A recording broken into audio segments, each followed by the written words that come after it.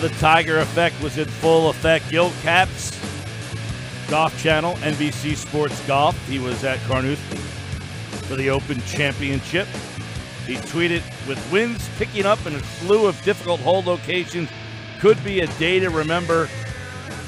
I don't know if it was the most memorable, Gil, but people were glued, a little anticlimactic at the end, but for at least half the day, people were glued to their TV. Great ratings. I'm sure the people at NBC are thrilled with what they got yesterday. I would say so. Great ratings all throughout the week for Golf Channel and NBC, and the highest rated Open yesterday final round since Tiger won in 2006. You know, Mike, I agree with you a little bit. It was slightly anticlimactic if you like everything coming down to the last group and the last hole, which it kind of did. Shoffley had a whole lot to equal there on 18, which was highly unlikely, obviously. But there was a stretch there through most of the day that we were talking about during commercial breaks and afterwards, which I don't think of myself as being quite that old, but I have been doing this quite a while, and probably one of the craziest, most exciting, tumultuous events that I've ever seen and covered. To have, there on the final 9 holes of a major, and at one point we had 6 players tied for the lead. At one point we had 11 players within 2 shots of the lead, and of those 11 players, there were the names of Tiger Woods, Rory McIlroy, Jordan Spieth, Justin Rose. That's really rare in golf, first of all, and it's really rare to happen in any of the major championships. So that said, it was quite a crazy afternoon, and one that I think we won't forget very soon. No doubt about it. And, when you tuned in at a certain time, depending on when that was, Gil, Tiger Woods was at the top of the leaderboard.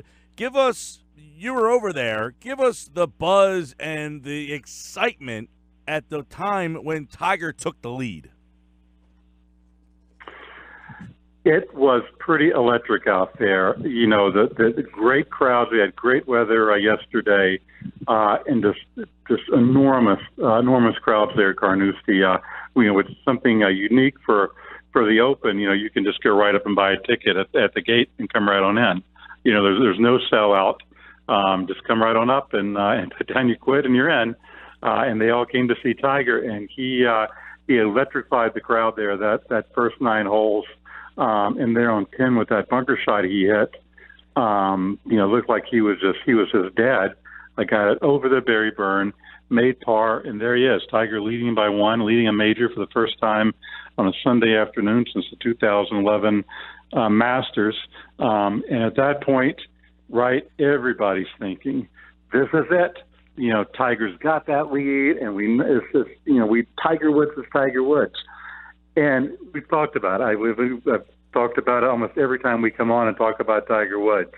If winning golf tournaments was as easy as, getting back up and remembering how to ride a bicycle, then the greats of the game, like Arnold Palmer, Tom Watson, Seve Ballesteros, Ben Hogan, they never would have stopped winning. They stopped winning, even though at times they played really well. They had swings that looked as good as their swings look back in their prime. And that's Tiger. And, I'm not saying that he'll never win. I'm not saying he'll never win a major.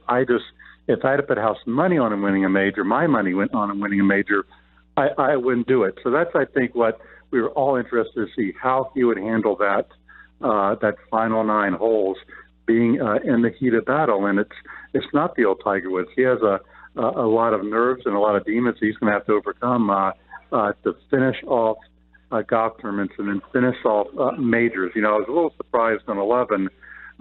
He really got addressed, took the driver, almost like he got overconfident after getting that great par at 10, and then pretty quickly bogey at 11, and if I remember correctly, put them out rolling up, double at 12 to kind of fall back off the pace. And those closing holes at Carnoustie, they're brutal. They are really brutal. And I think the other thing that kind of happened there toward the end was, the wind kind of died down unexpectedly. It was really windy. The hole locations were the toughest of the week by far. It was tough pin down almost every hole. But there, over those last 4 or 5 holes for those last 2 or 3 groups, the wind did die down and allowed those guys to kind of get through there a little more unscathed than players had before. And so that kind of helped someone like Molinari get through there and go bogey-free for the day. Gil Capps is our guest. Are you still in Scotland, or I'm sure you didn't even get back yet, right?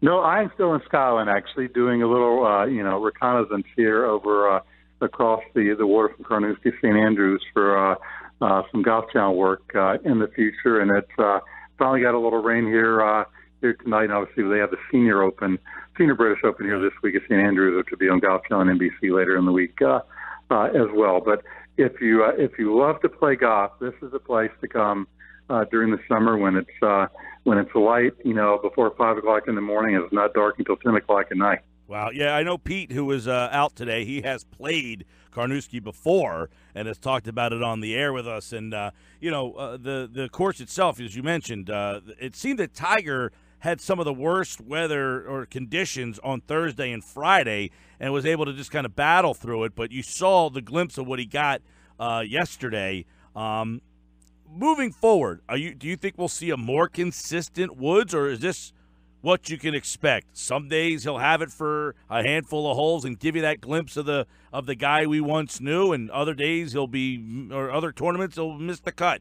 as we've seen frequently this year. That's a good question. As it keeps, and we forget. I mean, he was out for so long, and the back issues, the other personal issues. He's just over 13 months removed from a DUI, so he has had a lot of things going on that we're not even privy to, and to come back and do what he's done and be in contention on some of these events, I think is remarkable. But that extra hurdle getting over is the question mark. An event like the British Open, where we've had winners who are older, we've had 5 winners over 40 in the last 20 years, where all the other majors have just had 1. We've had Tom Watson almost win at age 59 and Greg Norman at age 53. So I think this is probably the major that Tiger will have the best chance at over the rest of his career on a consistent basis, because it does take a little more thought and a little more use of your noggin, as we saw with guys who didn't use their noggin this week, like Dustin Johnson, who missed the cut, world number 1, Justin Thomas, world number 2, guys who very aggressive, just taking driver, and here was Tiger, taking irons all over the place and hitting almost 3/4 of the fairways, which is about 25% above his tour average when he's hitting drivers. I think longer, more tour-oriented golf courses are going to be tough for Tiger. I wouldn't think that he would necessarily be a guy who you would expect to be challenging on a Sunday at Belle Reeve in 3 weeks.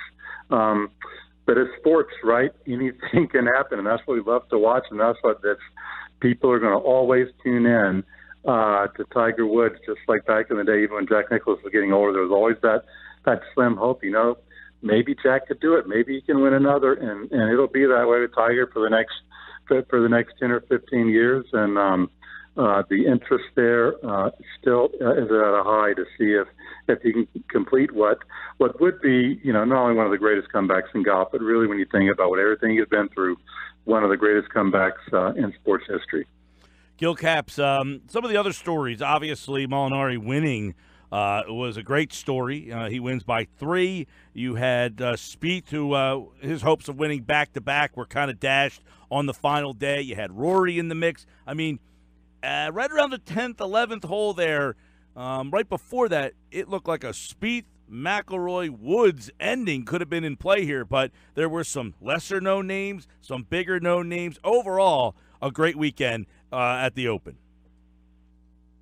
We at one point, all of a sudden in the booth, we were like, okay, what's the most star-studded playoff in golf history? And he goes, it looked like when Justin Rose got in, at 6 under par, it looked like that was was definitely going to be the number. And here you have the U.S. Open champion, the Olympic champion, Olympic gold medalist, just unbelievable comeback that he had from almost missing the cut to being right there at the end. A guy like Rory McIlroy, I think, may be slightly disappointed more than anybody else, because he's a guy who I think knew Carnoustie pretty well. Low amateur there back in 2007, the last Open at Carnoustie, which was his first major championship. And he had a lot of opportunities during the week. I finally got back in the mix there late on Sunday at Eagle on 14. But, all it is one or two little things that's holding Rory back, and that putter. He's a guy you're just waiting for him, because he can strike at any minute. He's a guy I certainly would not discount upcoming at the PGA Championship. And Jordan Spieth, I think the British Open is, the more he plays, the more, kind of like Tiger, that's an event that's really going to favor him in his course management, thinking himself around the golf course. That said, right, he made a couple of bad decisions. One there on 6 when he tried to hit a wood out of a bad lie and wound up getting in a course bush, taking it unplayable, and that really threw him off. He hasn't been right all year, but he was happy just kind of be in contention and be in the mix. But I think he'll look back and kick himself, because when you're in the final group of a major championship, you think, well, I'll get another one later. But, you don't get that opportunity all the time. No. Even a guy like Xander Schauffele, who a really talented young guy, PGA Tour Rookie of the Year last year, and got great experience. But, when you come up just a little bit short, there isn't always next time, and you really have to take advantage when you can. And a lot of guys had the opportunity going down the stretch here, to close out that deal. And the guy who did it was Francesco Molinari, giving Italy its first major champion ever, kind of redeeming Costantino Rocca years ago. People remember at St. Andrews when he flubbed the chip shot, and then he made the putt right on top of it in the playoff with John Daly, which he lost. That's a big win for him. He's a really talented golfer, really talented ball striker who, for a lot of golfers, all it takes is a little change, a little switch. It can be the most minute of things, can turn their season and their careers around. And it did for him with having this new short game putting coach. And his putters just wasn't a strength of his game, and now it is. He got up and down 12 times on the weekend, no bogeys his last 37 holes, and that's hardly ever done at an Open like this with the varying conditions, Mike. And this may set him off for a little run here. He's won 3 of the last 6 times he's teed it up here worldwide in the last month and a half. That's a Tiger-like number, So he may be very dangerous here at the PGA, an event he played very well at last year at Quail Hall and almost won. Well, it was fun. It was a great Sunday. I know the ratings, as you mentioned, were huge, and hopefully we'll see what happens August 9th through the 12th for the PGA, the final of major event of the year. Gil Capps at the Golf Channel, NBC Golf, here on the Sports Bash Boardwalk Honda Hotline. Safe trip back, Gil. Cheers, Mike. I always enjoy speaking with you. We'll talk to you in 3 weeks from St. Louis, where I can guarantee this, it'll be a little warmer than it is here in Scotland.